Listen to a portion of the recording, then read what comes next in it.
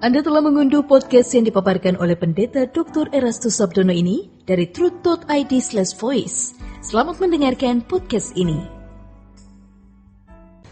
Shalom, Bapak Ibu dan saudara-saudara yang terkasih di dalam Tuhan. Kebenaran saat ini berjudul Jangan Takut Berbeda. Saudara-saudara, kesempatan-kesempatan berharga yang Tuhan berikan kepada kita harus kita penuhi. Kalau Abraham menolak mempersembahkan Ishak, selamanya tidak pernah ia dikatakan sebagai sahabat Tuhan. Mari sekarang kita kembali membayangkan Petrus yang begitu semangat berjanji untuk setia, tetapi pada akhirnya menyangkal Tuhan Yesus. Betapa tragisnya keadaan saat itu. Guru yang diharapkan akan menjadi raja malah ditangkap, dihina, diludahi, sehingga harapannya pupus. Jadi bisa dipahami kalau dia berkata, "Aku tidak kenal dia." Selain takut, bisa juga karena ia sangat kecewa. Saudara-saudara, kita mungkin pernah berada pada keadaan seperti itu, atau saat ini kita sedang dalam keadaan takut dan kecewa seperti yang Petrus alami. Kita sudah serius, tetapi seakan-akan Tuhan tidak menghargai dan tidak menolong kita. Kita juga merasa sendirian, ya. Jadi Bapak Ibu dan saudara-saudara yang terkasih di dalam Tuhan, ingatkah ya kita dengan kasih Stefanus ketika ia diadili oleh Mahkamah Agama? Di dalam Kisah Para Rasul ayat 7, pasal 7 ayat yang ke-55 dikatakan, tetapi Stefanus yang penuh dengan Roh Kudus menatap ke langit, lalu melihat kemuliaan Allah dan Yesus berdiri di sebelah kanan Allah dalam keadaan terjepit. Ya, karena imannya dipersalahkan, Stefanus melihat Yesus berdiri. Yesus hanya berdiri, seakan-akan tidak berbuat apa-apa untuk menolong dia. Bahkan sampai akhirnya Stefanus mati dilempari batu.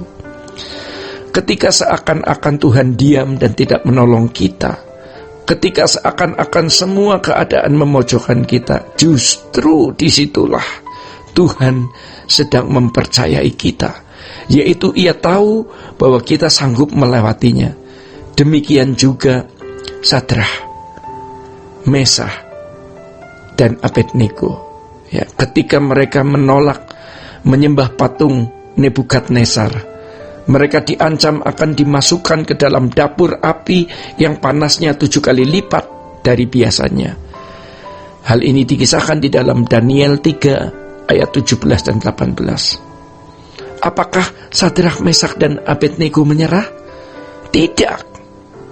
Apakah kita bisa sekonsisten mereka? Sanggupkah kita sekarang berkata, sekalipun Tuhan tidak menolong aku tetap percaya kepadanya? Memang mudah ya menyuarakan kalimat itu pada saat semua keadaan baik, sesuai dengan harapan, ya. Namun justru pada saat terjepit seperti yang dialami oleh Sadrah, Mesah, dan Abednego, ya, disitulah iman kita sedang diuji, ya. Bapak Ibu yang dikasihi Tuhan, kalau kita menyadari bahwa semua berkat yang diberikan adalah sebagai suatu kepercayaan, maka kita tidak akan menggunakan berkat Tuhan dan kelebihan-kelebihan yang kita miliki tersebut untuk kesenangan kita sendiri, ya.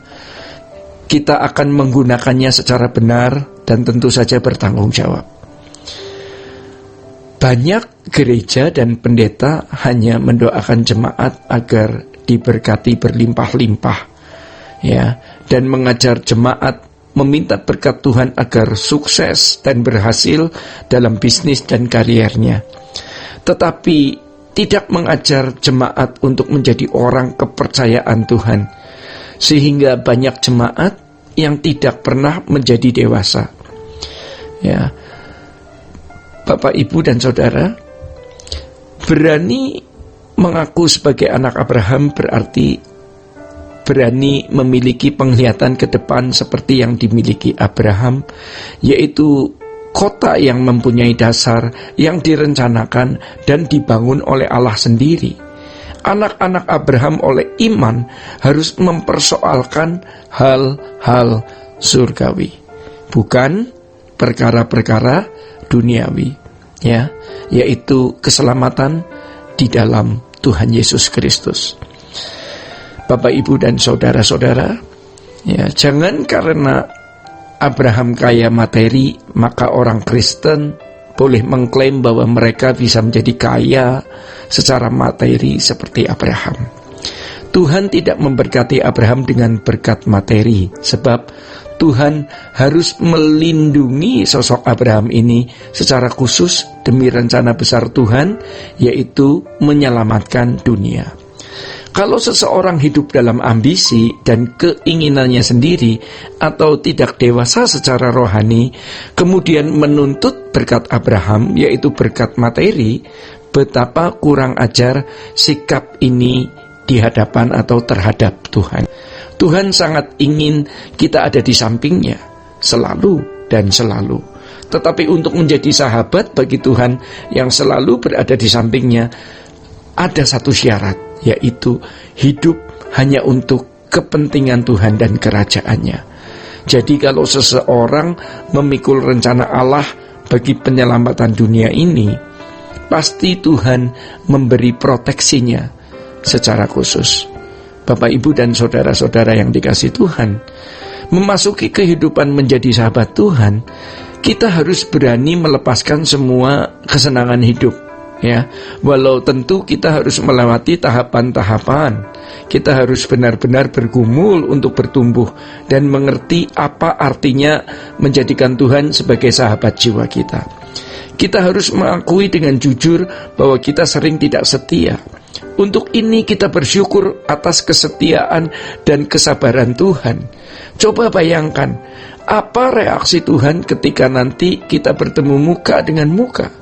Untuk hal ini kita harus mempersoalkannya sejak sekarang.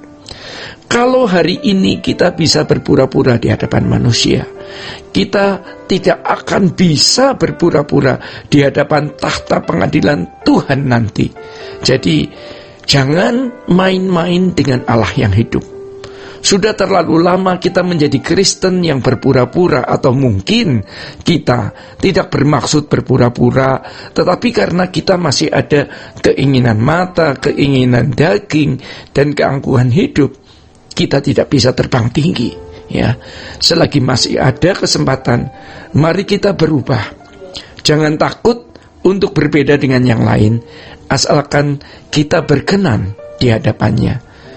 Bapak, Ibu, dan saudara-saudara yang dikasihi Tuhan, demikian kebenaran pada saat ini. Sola Gracia.